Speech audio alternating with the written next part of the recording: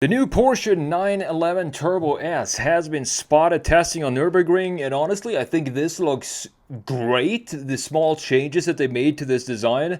I think it's a very, very cool upgrade because the current one to me looks a little static in the front end. I'm going to show you the comparison between the current one and this facelifted one. I'm going to see exactly what the changes are from a front, side, and rear. And there's some very interesting changes in the rear end as well if you look at the exhaust pipes. They had some fun designing those, that's for sure. But before we jump into Photoshop here, let's check out this article from Car Scoop. So I'm going to link this down below as always, and let's see what this is all about. So 2026 Porsche 911 Turbo S caught undisguised, could pack nearly 700 hybrid horses. The iconic 911 Turbo is going hybrid, and it could bring a big performance boost. The updated coupe sports new bumpers, a revised exhaust, and restyled intakes as well. We can expect a hybrid powertrain with an electric motor integrated into the transmission itself. Similar to what they had on the GTS, I do believe. I think they mentioned this later on. So the spy photographer have snapped an undisguised prototype undergoing testing on the Nürburgring, caught wearing fake daytime run lights. You can see them right here. This is actually from... I do think the current one has daytime run lights, correct? Yeah, in this area, but the new one does not, so they just add some stickers. I really like those daytime run lights because I think they gave it a little bit more identity, specifically at night. The updated coupe sports an evolutionary front bumper with more pronounced intakes and a feature that feature vertical slats. And the thing about this intake in the front end that we see here, I think it looks more organic. It just has a better flow than the current one, which, as I said, just looks a little static. I'm going to show you what I mean in a minute. They joined by new headlights and some other minor tweaks as well. You have bigger changes occur out back as the rear end has been reimagined and redesigned. It now has vertical vents at the outside edges, as well as a new 4 tailpipe exhaust system, which I think look very unique styling for the exhaust pipes here. We can also see a new center section, ribbed accents, and repositioned reflectors. The car will likely be equipped with new wheels, obviously. I mean, this is a new facelifted version, so they're probably going to make some new wheels for it, and an updated interior. The latter should sport a curved 12.6-inch digital instrument cluster, and you also have the 10.9-inch infotainment system. So the current 911 Turbo has a twin-turbo 3.7-liter flat 6, developing 572 horsepower, 553 pound-feet of torque. We don't have the new numbers, but we can kind of estimate what the new number is going to be based on the powertrain that we have in the GTS and how the bump in power happened there when that got hybridized. We can sort of take the same power and apply it to the current turbo number. So the Turbo S in current form makes 640 horsepower, 590 pound-feet of torque. Now they say here that the 911 GTS gives us some clues about what to expect. It features a newly developed 3.6-liter boxer engine, a 1.9 kilowatt-hour battery pack as well, and you do have the 8-speed dual-clutch automatic transmission with an integrated electric motor producing up to 54 horsepower and 110 pound-feet of torque. So this, if we look at the power increase that the GTS got when it got this new electric motor, we can see that the turbo will probably have a similar power increase, meaning that when the GTS was introduced, Porsche noted that there was an increase of 59 horsepower compared to the predecessor. So if the turbo lineup gets a similar increase, we can see that the new turbo with the hybrid setup is probably going to be around 700 horsepower. Not bad at all. Now, looking at the rear end here in these photos, I do think it looks good.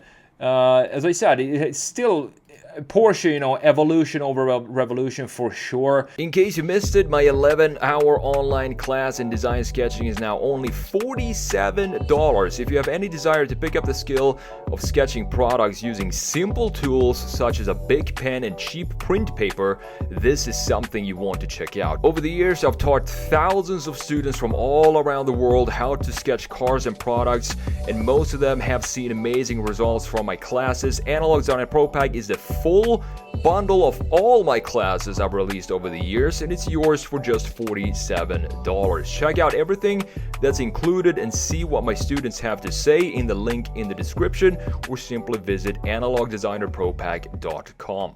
But if we jump into Photoshop here and have a look at the front, the side, and the rear, and let's see what is actually new here and why I like this design. So we have the current one up here. Now what I like about this is that yes, we do still have, these are daytime run lights. I'm pretty sure these are daytime run lights right here, and those are sort of features that I would like to keep in the new one.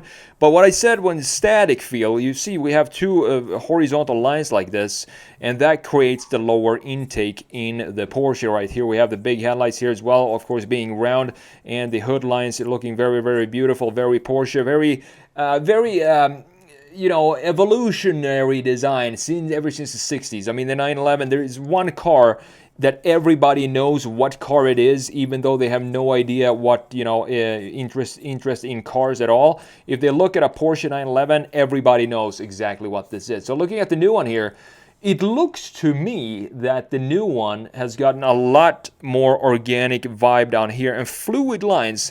Specifically, if you look at the fenders or the wings here, they feel a little more curvatures to them. Same goes for this area here. It feels like it got a little smoother. I'm not so sure if I like these gills that we have in the front end too much. I think I prefer these slots that we have here. But overall, it looks like a very small change in the front end of the Porsche 911. Not bad at all, because I think Porsche should never ever make drastic changes to their designs. It's not. I don't think that's something that's ever going to happen. But you know, Porsche being Porsche, they should take it easy and be very cautious with big design changes in their lineup, specifically when it comes to the 911. Now, looking at the side view here. Not really a lot of changes that I can see. Even the intake right here looks to me to be the exact same intake that we have in the facelifted version. So I don't think they switched that out at all, which is not a big thing at all. I think this is a beautiful intake in a very logical place. But you can see the rear bumper now has a different design in this area compared to the new one, which has a reflector light sitting in. I'm not sure, do we have maybe we have a reflector light here, I'm not entirely sure, but now this doesn't have the same angle like this, like we have on the current 911. Instead, it's a little bit more vertical in this area. Again, totally fine, creates a little bit more static rear end, I would say, compared to the current generation and the pre-facelift version. We are going to get new wheels, of course. Not sure if these are going to be the wheels that we're going to see on the production version.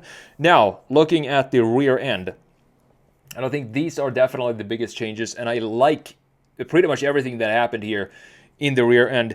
The thing that I'm a little bit confused by, I do think they put the same taillights that we have on the new facelifted 911 on the Porsche Turbo, because you can see that we now have two horizontal lines like this instead of having this dip going in right here before it goes into the center portion and then dips down in the other taillight right there. This looks to be just two parallel lines. They just covered it up with this camouflage here, so it looks to like it's the same styling as the old taillights, but these are obviously the new ones. The biggest change happened in the lower half in this area. I mean, look at these exhaust pipes. I think they look fantastic, and they look almost a little bit robotic industrial compared to these oval ones, which again, I'm not sure which ones I prefer here, because I do like the oval ones as well.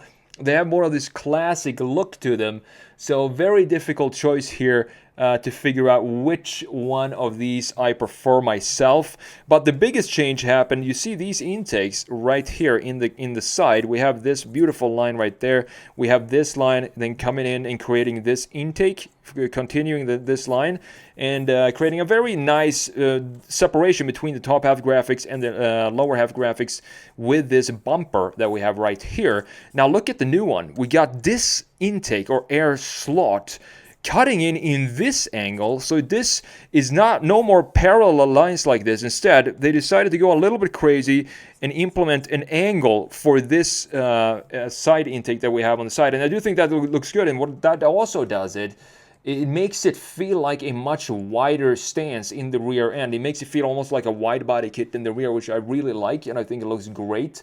We also have a new, since we don't have the exhaust pipes here now, this diffuser looks a little strange to me. It feels like it's going inwards here.